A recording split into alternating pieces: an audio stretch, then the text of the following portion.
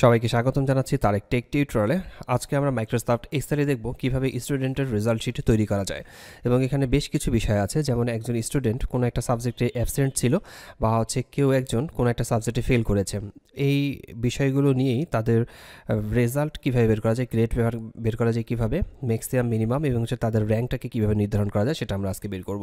এবং তার যারা অ্যাবসেন্ট রয়েছে তাদের এখানে জন্য অ্যাবসেন্ট শো করে, অথবা যারা ফেল করেছে তাদের জন্য এই ফেল লেখাটা চলে আসে। তো প্রথমে আমরা অ্যাভারেজ বের করে নিই। প্রথমে ইকুয়াল টাইপ করে নিই, এখানে আমরা টাইপ করছি অ্যাভারেজ, ফার্স্ট ব্র্যাকেট ওপেন, এরপর আমরা পুরো রেঞ্জটাকে সিলেক্ট করে দিই যতগুলো সাবজেক্ট আছে, ব্র্যাকেটটাকে বন্ধ করে এন্টার প্রেস করলে আমরা অ্যাভারেজটা পেয়ে যাব। এবার এখানে ক্লিক করে নিচের দিকে ড্রপডাউন মেনুতে ডাবল ক্লিক করলে অথবা ড্র্যাগ করে নিচের দিকে নামালেই বাকি রেজাল্টগুলো শো করবে।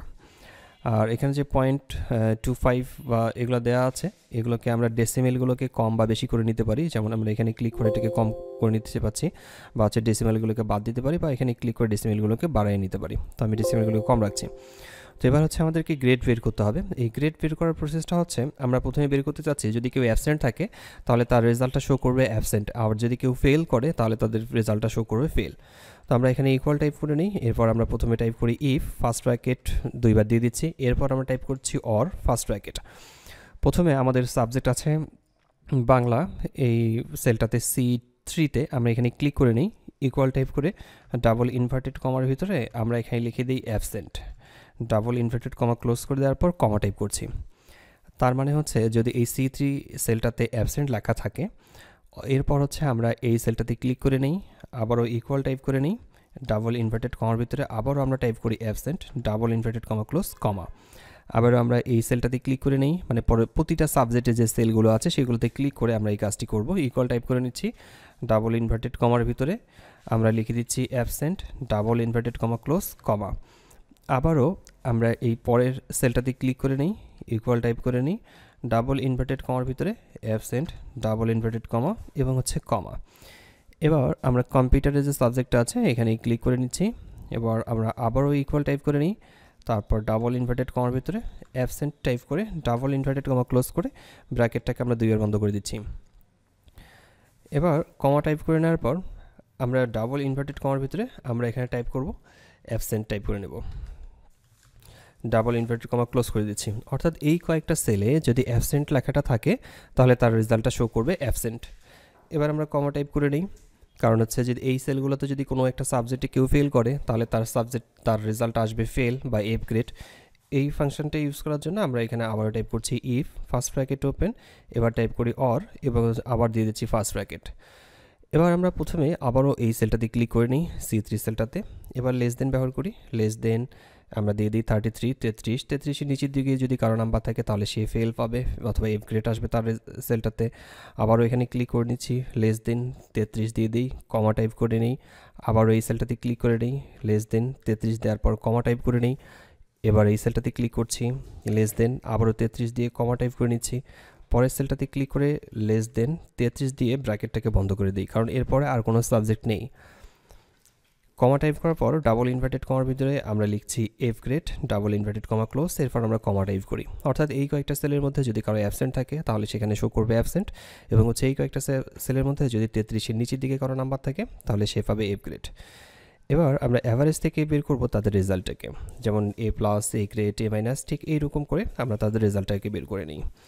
এবার আমরা টাইপ করি ইফ, ফার্স্ট ব্র্যাকেট, এবার আমরা অ্যাভারেজের সেলটাতে ক্লিক করে নিই, গ্রেটার দেন ইকুয়াল, এবার লিখি 80 কমা ডাবল ইনভার্টেড কমার ভিতরে A plus, double inverted comma close comma. অর্থাৎ যদি এই সেলটাতে 80 থেকে উপরের দিকে থাকে তাহলে তার রেজাল্ট হবে এ গ্রেড, এ প্লাস। এবার আমরা আবারও টাইপ করছি ইফ, ফার্স্ট ব্র্যাকেট, আবারও এই সেলটাতে ক্লিক করে গ্রেটার দেন ইকুয়াল, এবার দিচ্ছি 70 কমা ডাবল ইনভার্টেড কমার ভিতরে এ গ্রেড কমা। অর্থাৎ এই সেলটা যদি 70-এর উপরের দিকে থাকে তাহলে তার রেজাল্ট হবে এ গ্রেড। আবারও এই ফার্স্ট ব্র্যাকেট, আবার আমরা এই সেলটাতে ক্লিক করে নিই, গ্রেটার দেন ইকুয়াল 60 কমা ডাবল ইনভার্টেড কমার ভিতরে এ মাইনাস কমা। আবারও এই ফার্স্ট ব্র্যাকেট, এই সেলটাতে ক্লিক করে নিচ্ছি, গ্রেটার দেন ইকুয়াল, এবার দিচ্ছি 50 বি গ্রেড কমা। আবারও এই ফার্স্ট ব্র্যাকেট, এই সেলটাতে ক্লিক করে নিই, গ্রেটার দেন ইকুয়াল, এবার দিচ্ছি 40 সি গ্রেড কমা।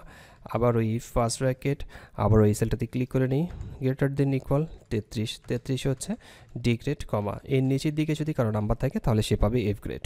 এবার আমরা ব্র্যাকেটগুলোকে যদি বন্ধ করে দিই, 6টা ব্র্যাকেট, তারপর এন্টার বাটন প্রেস করে ইয়েস লেখাতে ক্লিক করে নিই, তাহলে আমাদের এখানে রেজাল্ট শো করবে। যেমন এখানে পেয়েছে অ্যাবসেন্ট, অর্থাৎ এখানে সে একটা সাবজেক্টে অ্যাবসেন্ট ছিল।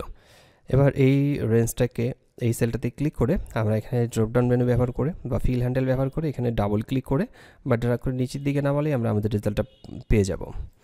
আর ম্যাক্সিমাম ব্যবহার করার জন্য বা বের করার জন্য আমরা অ্যাভারেজ থেকে ম্যাক্সিমাম বের করতে পারি।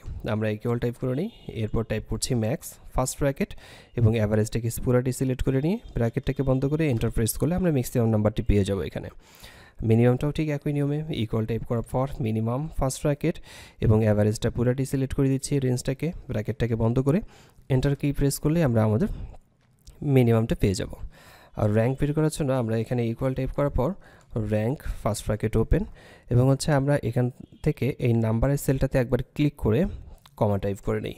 এবার রেফারেন্সটা হচ্ছে আমরা এই সেলটা থেকে আমরা মূলত র্যাঙ্ক বের করতে চাই, সেজন্য আমরা এই পুরো রেঞ্জটাকে সিলেক্ট করে দিই।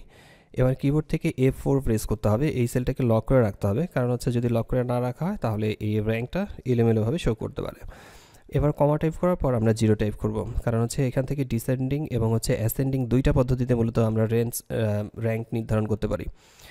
ডিসেন্ডিংটা হচ্ছে মূলত যার সবচেয়ে বেশি নাম্বার থাকবে সে হবে প্রথম, এরপর হচ্ছে দ্বিতীয় তৃতীয় এভাবে আসবে। আর অ্যাসেন্ডিংটা হচ্ছে যে সবচেয়ে কম নাম্বার পাবে সে প্রথম, দ্বিতীয় তৃতীয় এভাবে নির্ধারণ করা হয়। তো আমরা ডিসেন্ডিংটা ব্যবহার করছি, যে সবচেয়ে বেশি নাম্বার পাবে সে হবে প্রথম, দ্বিতীয় তৃতীয় ঠিক এভাবে। 0 টাইপ করার পর কিবোর্ড থেকে এন্টার কি প্রেস করি, আমরা আমাদের র্যাঙ্কটাকে পেয়ে যাব। এবার এই সেলটাতে ক্লিক করে ডাবল ক্লিক করে নিচের দিকে নামালেই বা হচ্ছে ড্র্যাগ করে নিচের দিকে নামালেই আমরা বাকি রেজাল্টগুলো পেয়ে যাচ্ছি। তো এই ছিল মূলত মাইক্রোসফট এক্সেল প্রোগ্রামটাতে কীভাবে স্টুডেন্টের রেজাল্ট শিট বের করা যায় তার একটা প্রসেস বা নিয়ম। তো আজকের টিউটোরিয়ালটা এখানে শেষ করছি, দেখা হচ্ছে পরবর্তীতে নতুন কোনো টিউটোরিয়ালে। ততক্ষণ পর্যন্ত ভালো থাকবেন, সুস্থ থাকবেন, ধন্যবাদ সবাইকে।